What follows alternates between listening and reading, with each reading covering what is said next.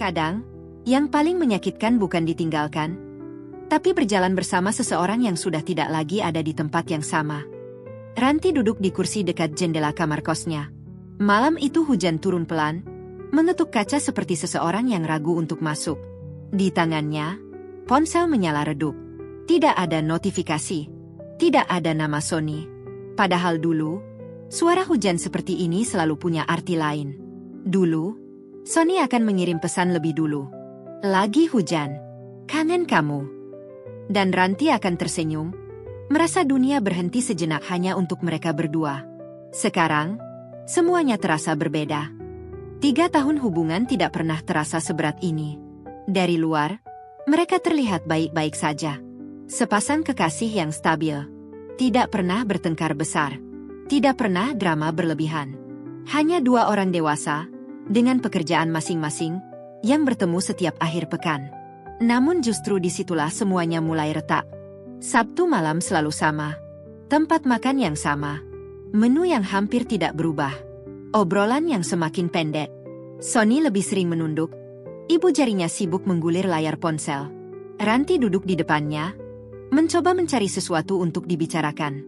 Kerjaan kamu gimana minggu ini? Tanya Ranti suatu malam.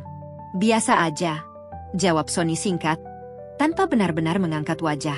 Hening datang lebih cepat dari biasanya.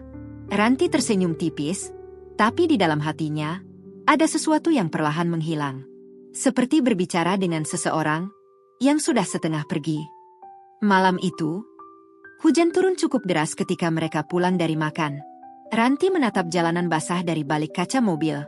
Lampu kota memantul di genangan air, menciptakan bayangan yang samar. Ia menarik napas panjang. Aku mau ngomong sesuatu, ucapnya pelan.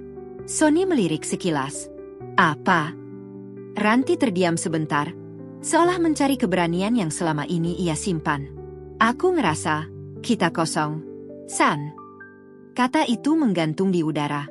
Sony tidak langsung menjawab. Aku cuma pengen, kita kayak dulu lagi. Lebih ngobrol, lebih peduli, lebih jelas ke depannya. Lanjut Ranti. Suaranya tetap tenang, tapi ada getaran yang tidak bisa disembunyikan. Sony menghela napas pelan. Kenapa sih harus dibikin ribet? Katanya akhirnya. Bukan marah, tapi cukup untuk membuat Ranti merasa seperti baru saja salah. Ini bukan ribet, ini penting buat aku, jawab Ranti, pelan. Sony tidak menanggapi lagi. Dan sejak malam itu, sesuatu berubah. Hari-hari setelahnya terasa lebih panjang. Pesan dari Sony semakin jarang. Telepon hampir tidak pernah. Ranti mencoba memahami. Mungkin Sony hanya butuh waktu. Tapi semakin ia menunggu, semakin ia merasa sendirian dalam hubungan ini. Di sisi lain, Sony juga tidak benar-benar tenang. Di balik kesibukannya, ada perasaan yang tidak pernah ia akui dengan jelas. Bukan karena tidak peduli, bukan karena tidak sayang. Ia hanya merasa lelah. Lelah dengan ekspektasi yang ia tidak yakin bisa penuhi. Lelah dengan pertanyaan tentang masa depan yang belum ia punya jawabannya. Setiap kali Ranti berbicara tentang kejelasan, yang Sony rasakan bukan semangat, tapi tekanan. Dan tanpa sadar, ia memilih cara paling mudah. Menjauh.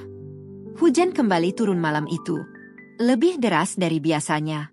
Ranti berdiri di depan jendela, menatap jalanan yang kosong. Ponselnya tergeletak di meja. Diam. Ia tidak lagi menunggu. Bukan karena sudah tidak peduli, tapi karena lelah berharap. Perlahan, ia mengambil jaketnya. Melangkah keluar kamar, membiarkan hujan menyentuh wajahnya tanpa payung.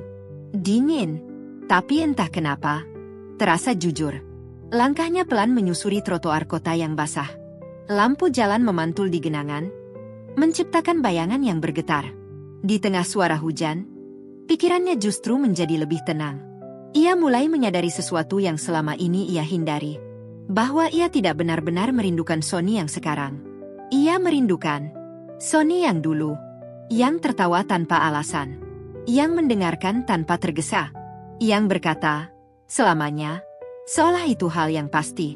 Dan mungkin, selama ini ia bertahan bukan karena hubungan ini masih sama, tapi karena kenangan itu belum ia lepaskan. Ranti berhenti berjalan. menarik napas panjang. Dan untuk pertama kalinya dalam waktu lama, ia tidak bertanya, kenapa dia berubah. Ia bertanya, apa aku masih ingin bertahan seperti ini? Beberapa hari kemudian, Sonny akhirnya menghubungi. Bukan pesan singkat. Ia meminta bertemu. Ranti datang. Mereka duduk berhadapan, di tempat yang sama seperti banyak Sabtu sebelumnya. Namun kali ini terasa berbeda. Tidak ada basa-basi panjang. Hanya dua orang yang sama-sama tahu, ada sesuatu yang harus diselesaikan. Aku minta maaf, kata Sonny lebih dulu. Ranti menatapnya, diam. Aku bukan gak peduli. Aku cuma bingung. Lanjut Sonny, suaranya lebih pelan dari biasanya.